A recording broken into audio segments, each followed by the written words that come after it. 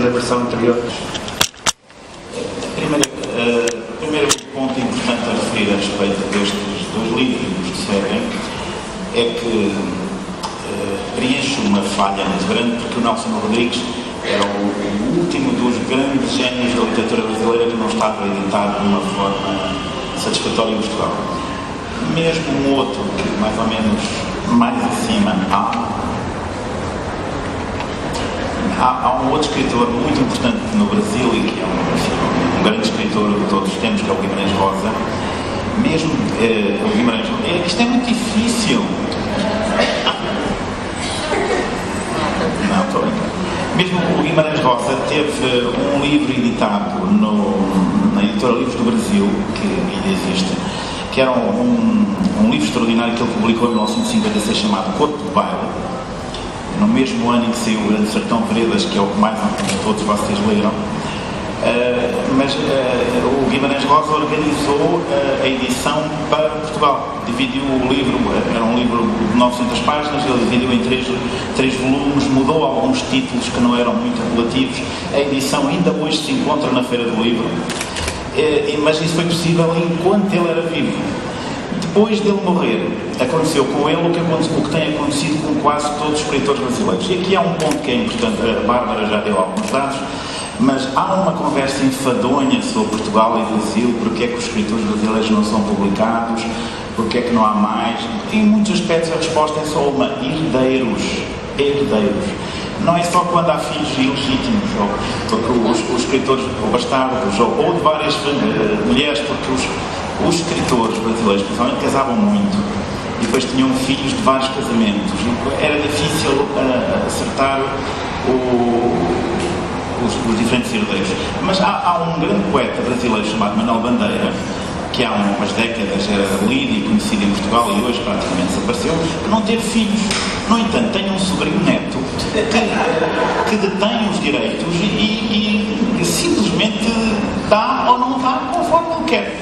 Quando nós fizemos aquele curso na Cotovia, queríamos editar um livro de 1930 de Manuel Bandeira chamado Libertinagem, que é uma das obras-primas do verso livre na poesia em língua portuguesa, e o senhor andou ali com os mails e depois acabou por dizer: não, vocês não têm dignidade para publicar um aqui. E não deixou. E nem dinheiro, nem argumentação, nem nada. Tivemos que tirar, inclusivamente, os poemas do Manuel Bandeira que estavam numa antologia de poesia modernista. Contra isto não há nada a fazer. O próprio Carlos Drummond tem um neto, que é o detentor dos direitos, que cria imensa dificuldade na divulgação. Este é um dos pontos mais obscuros, porque é talvez o aspecto em que melhor se vê a importância que Portugal tem no Brasil. Para os herdeiros de alguns escritores, publicar em Portugal não é assim uma coisa muito apelativa. E às vezes arranjam muitos argumentos e dizem: não, papai não queria, não, viu, papai escreveu sempre em brasileiro, mas na verdade não é rendável ou não é agradável. E só quando se consegue momentaneamente que os direitos estejam entregues a certas agências, os livros saem. Por exemplo, conseguimos editar o Drummond sem problema, conseguimos editar essa antologia do teatro sem problema, porque momentaneamente era um agente que tratava daquilo, e os agentes são profissionais, cobram 50 euros por peça, cobram 50 euros por peça, e o livro sai, não interessa. À parte disso, os melhores são os que estão no domínio público, porque não é preciso pedir a ninguém. Mas grandes autores brasileiros ainda continuam dependentes do herdeiro: Guimarães Rosa, Nelson Rodrigues, agora menos, Carlos Drummond de Andrade, Manuel Bandeira, e depois os que não estão dependentes do herdeiro também não são assim muito interessantes. E portanto não é uma das coisas mais significativas. Agora, o Nelson Rodrigues realmente é, juntamente com o Machado de Assis, o Guimarães Rosa, Clarice Lispector, que está profusamente editado em Portugal, o Carlos Drummond de Andrade, o João Cabral de Melo Neto, talvez o escritor mais interessante que faltava editar. Talvez não, é seguramente nós não conhecermos aquele escritor, porque esses são os autores no Brasil que contribuem para a nossa experiência literária, independentemente de ser brasileiro ou não ser brasileiro. Conhecer o teatro do Nelson Rodrigues é fundamental para quem leu Sófocles, por exemplo.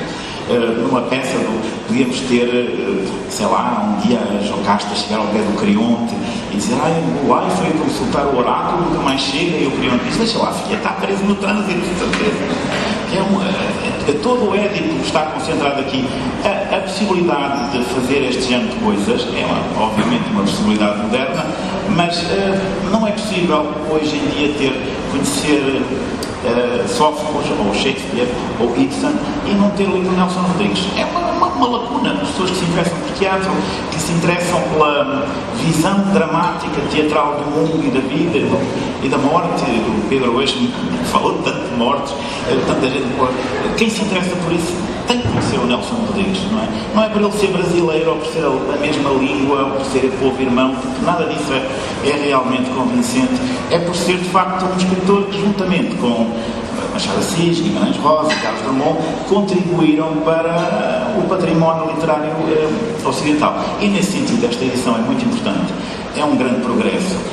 Traz, enfim, um conjunto de livros que são em si mesmos livros extraordinários.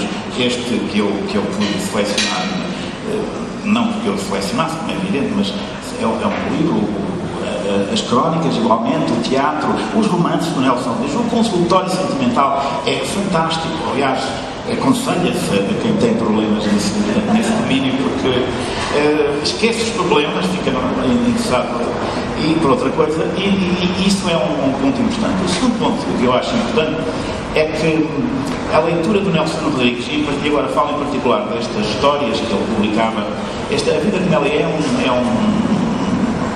umas histórias pequeninas, 5 páginas, quase sempre, que eram publicadas no Diário da Manhã, na última página, publicou durante 10 anos, todos os dias.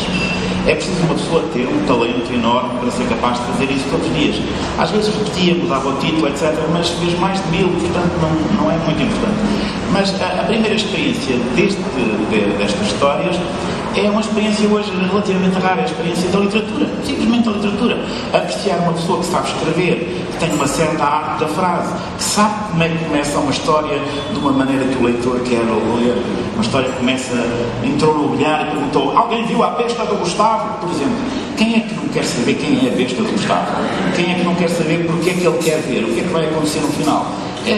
Isto é completamente diferente daqueles escritores que amanhã estava fria. O homem meteu o telemóvel no bolso com a sensação de alguma coisa terrível ia acontecer naquele dia. Nós não queremos saber coisa terrível, não é chato. Não é? O Nelson Rodrigues nunca é chato a começar os começos. Depois, o problema de saber como começar um texto é muito difícil, porque é preciso continuar e é preciso acabar. Há escritores que sabem começar e depois enrolam, e vê-se que chega a uma altura que diz: homem, está a sopa na mesa, acaba lá isso, e atam e vão embora. Não é o caso do Nelson Rodrigues. Nós percebemos que as histórias são todas encadeadas em direção a um final. E estão encadeadas segundo um princípio de causalidade que é infalível. Nesse sentido, estas histórias ajudam-nos a perceber, ajudam-nos à possibilidade de um certo tipo de coisas, que é fundamentalmente as relações entre homens e mulheres. As declarações que os homens fazem às mulheres, as declarações que as mulheres fazem aos homens, as sogras são muito engraçadas aqui. A sogra que diz: no casamento o essencial é a compreensão. Isto é uma frase extraordinária para começar uma história. O que é que vai nascer daqui? Invariavelmente o final depende da sogra ter dito esta frase. Esse encadeamento é uma outra marca do bom escritor. Mas mais importante que isso é a surpresa. Nós sabemos que vai acontecer qualquer coisa que estamos à espera. No entanto, é sempre surpreendente. E a grande literatura tem que ter surpresa. Mas a verdade é que nós temos esta ideia, que é uma ideia que de resto vem desde Aristóteles, que nós precisamos perceber as coisas. E nós precisamos que elas sejam surpreendentes, desconcertantes, imprevisíveis, porque isso dá contentamento, dá alegria, dá medo, dá piedade, dá compaixão, dá admiração, dá complexidade, uma série de emoções que nós temos. E que se não tivermos, não vimos nem ao teatro, nem lemos ficção, nem nada. Vimos ouvir professores falar, ou para as aulas, dizer: isto aqui é um narrador, ele agora entra em ação, só fala daquilo que está a ver, agora a mulher está no quarto ao lado, ele não sabe porque ele é um narrador, não tem interesse nenhum. Essa emoção é fundamental para isso. O ponto mais importante destas histórias é apreciar ao vivo histórias que manifestamente foram escritas de uma vez só,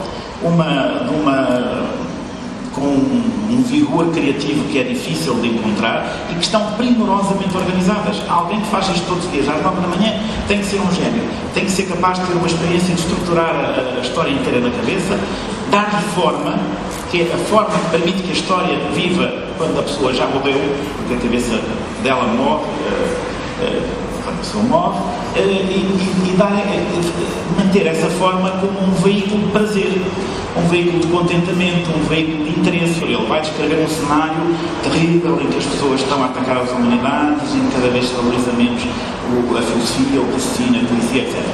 O que é verdade, ora, nesse panorama desagradável contra as humanidades, o que está sempre na vanguarda é a desconfiança em relação ao humor, a desconfiança em relação ao riso, a desconfiança em relação àquelas pessoas que não resistem a dizer uma piada, porque nunca se sabe bem o que elas são. O que ele está a dizer? O caso do Nelson Rodrigues é um caso típico.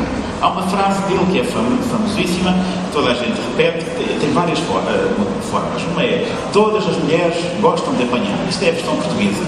Isto é a versão em português. A versão em brasileiro do Rio de Janeiro seria: toda a mulher gosta de apanhar. É atribuído ao Nelson Rodrigues, mas a frase que ele realmente disse não é verdade que toda a mulher gosta de apanhar. Só as normais, as neuróticas reagem. Esta frase é extraordinária porque é uma reação àquilo que atribuem e depois nós não sabemos bem o que é que isto significa. Ele está a fazer uma precisão, realmente a dividir o mundo em dois tipos de mulheres, as normais que gostam de apanhar e as neuróticas que não gostam.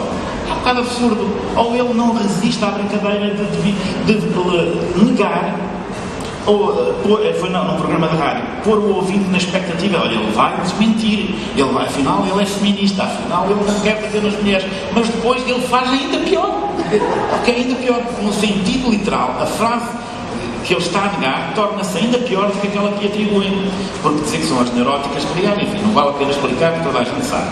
Ora, qual é o problema disto hoje em dia? É que depois criam-se estas coisas, se tornar o Nelson Rodrigues reacionário, conservador, misógino e não sei o que mais, mesmo agora toda a imprensa que houve a propósito deste livro, que nem foi má, destes livros, começa sempre por dizer isso. A Bárbara Orgulhosa, que está aqui, que não me deixa mentir, deu uma entrevista ao Diário de Notícias e disse: vou editar o Nelson Rodrigues, o entrevistador disse logo: misógino. Como se estivesse a dizer assim: misógino, e tu vais dizer tu, mulher, que nem sequer, nem nada feia, nem nada, bem, então misógino. Ora, onde é que ele viu que é um misógino? Como é que ele sabe que o Nelson Rodrigues era um misógino? Onde é que ele conheceu? Nós não podemos dizer de um amigo nosso que é misógino, porque ele pode ter construído uma persona durante anos. Eu conheço pessoas assim, andam anos a construir persona feministas, e depois é preciso um dia vir a mulher dizer: não, em casa comprei uma porcelana, uma louça de porcelana feldspática no IKEA, e partiu-me toda no ato de fúria. Misógino, feminista. Quem é que conhece as pessoas? Quem é que conhece as pessoas com quem convive? Ninguém sabe. Todos os dias temos notícias de casais que se separam e a mulher diz: eu não fazia ideia que ela era assim. Ou ele que diz: ei, se eu soubesse que ela era assim, tinha dado ouvidas à minha mãe. Isto é um lugar comum. Ora, porquê que este lugar comum não entra na cabeça dos jornalistas, críticos literários, etc., e não nos leva a pensar que ninguém sabe quem era realmente Nelson Rodrigues? O que nós sabemos é que há diferentes personas que estão associadas aos textos que ele escreveu e que o sentido do humor dele era de tal maneira selvagem, impetuoso ou incontrolável, que ele não tinha medo nenhum de se fazer passar por uma imagem que provavelmente até ele seria repugnante. Não sabe, não temos nenhuma garantia disso. O que nós temos é uma dificuldade de perceber que haja alguém que seja capaz de dizer uma coisa, correndo o risco de ficar mal visto ou de passar por reacionário, misógino ou não. Isto é que é hoje um problema grave, porque a maior parte das pessoas já não diz isto, não é? Já não diz coisas que dizem: isso é ofensivo. O que é que tu disseste? Não, isto é não, desculpa, isto... Basta ver um exemplo que mostra isto. Hoje ninguém conta anedotas. até há pouco tempo os jantares do PM Clube terminavam invariavelmente com anedotas, toda a gente contava anedotas. Hoje não sei porque é que eles falam, porque eu também, mas provavelmente falam de prémios, literatura, mesmo os jantares de académicos que tinham anedotas não têm anedotas. A anedota, aquilo que é o último género da literatura tradicional, foi banido. Porquê? Porque as pessoas têm medo de passar por reacionários, direitistas, conservadores, misóginos, etc. E não são capazes de defender a única coisa que realmente vale a pena ser defendida, que é a liberdade de ser uma piada. Diante de uma coisa, há pessoas que não resistem a dizer uma piada. Essas pessoas devem ter liberdade para serem assim. E nós não podemos dizer, desculpe lá, mas isso aí é ofensivo, está a ofender as mulheres. Pois, mas eu não resisto, é a minha natureza. As mesmas pessoas que contam a história do lateral não percebem que essas pessoas devem existir, porque para eles é mais forte enunciar uma frase que fica a melhorar o mundo do que propriamente zelar pela sua própria imagem. Esta frase do Nelson Rodrigues, não é verdade que todas as mulheres gostam de apanhar, são as normais, as neuróticas reagem, é uma frase que faz rir muita gente. Alguns de vós riram-se agora. Ele já morreu, ele já não a vai dizer, nós podemos repeti-la e podemos fazer rir gerações de pessoas com uma frase que foi dita por alguém que não tinha medo de passar por misógino ou machista ou por chauvinista ou quaisquer outras coisas, porque a frase avança. Ora, isto ajuda-nos a perceber o problema central destas histórias, que é o problema da fidelidade. Em que é que consiste a fidelidade? É em as pessoas ficarem a gostar uma da outra até ao fim? Não. É na declaração que as pessoas fazem. As pessoas dizem, eu vou ser sempre teu, eu vou ser sempre tua, eu vou ser sempre fiel. A fidelidade é uma declaração. E na doença é mesmo verdade. Eu estou aqui para garantir que isto é verdade. Depois, quando a pessoa diz o quê? Herpes, não foi a Deus. Mas tu disseste, não faz sentido. O problema de estar de fidelidade é justamente o mais fácil de doar. O problema de fazer promessas é que é fácil de desfazê-las. Uma pessoa não fica obrigada a promessas. Ora, uma das coisas mais frequentes aqui nestas histórias são as personagens que ficam obsessivamente presas às promessas que fizeram. E, curiosamente, elas, ao ficarem presas às promessas que fizeram, não se tornam virtuosas, tornam-se obsessivamente perversas, humoristicamente perversas, comicamente perversas. E a primeira lição que nós aprendemos nestas histórias, daquele lado da causalidade e da impossibilidade, é que o desejo predomina sempre sobre a regra. O ímpeto predomina sempre sobre a ordem. O caos predomina sempre sobre a vontade de organizar a cozinha. E por muito que as pessoas protestem, é sempre engraçado ver alguém cair. Porque é engraçado ver alguém cair na rua? Pela mesma razão que é engraçado ver alguém dizer, não, eu vou fazer isso, e no dia seguinte faz o contrário. Não é por ser aldrabão, é justamente por ser genuíno, por estar convencido, por prometer e no dia seguinte falha. Precisamente como a velhinha que vai correr para o autocarro, vai genuinamente a correr para o autocarro porque quer apanhar genuinamente, mas cai. E quando ela cai, a gente ri-se. E nós rimos porquê? Porque é o destino que interfere no curso daquelas pessoas, mostra a fraqueza, e isso é o sentido, o mesmo sentido da fragilidade das declarações. É com isso que se faz a tragédia, é com isso que se faz a comédia. O Édipo, para citar, enfim, estamos no teatro, o Édipo começa a dizer, eu vou procurar o assassino de Laio como se fosse o meu próprio pai. Há coisa mais cómica do que isto?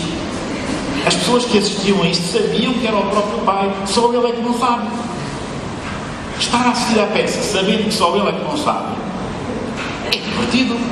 E ao mesmo tempo é trágico, porque nós percebemos que eu também posso estar a pensar que o meu pai é que não pensa e afinal se calhar ele não é.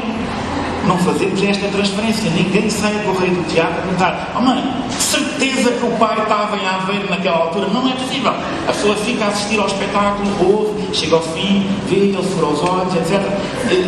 E é uma experiência. Ora, essa experiência é a experiência da linguagem, da literatura, do humor, é no essencial uma experiência de liberdade. E o fundamento último de tudo aquilo que as pessoas fazem neste domínio é reclamarem a liberdade de fazerem. É por isso que dizer piadas é um ato superior de inteligência, porque a pessoa diz qualquer coisa que põe os outros mais bem dispostos e ao mesmo tempo reclama, é inseparável, a liberdade de dizer isso. Mesmo que ela, mas porquê que estás sempre a dizer piadas? Não sei, fui sempre assim. Há uns cómicos assim, há uns cómicos que são tímidos, mas é mais ou menos isso. Digo piadas porque eu tenho a liberdade de dizer piadas. Então, e fazes o mundo melhor? não sei, é a minha natureza, é dizer piadas. Mas a verdade é que o mundo fica invariavelmente melhor. Eu acho só, é assim. Obrigado, é só isso.